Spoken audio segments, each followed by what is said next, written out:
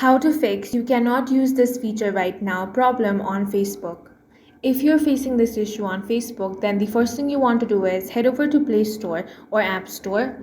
Now you want to tap on the search bar. Here you want to search Facebook.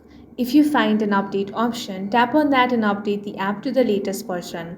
If you find open instead of update, it means that your application has already been updated to the latest version. Once your application is updated, any bugs in the app will be fixed. Launch open Facebook and check if your problem is fixed. If it is not, then simply head over to your settings, then scroll down and tap on the apps option. A list of all the applications on your device will be shown. All you want to do is find Facebook from here, then select that.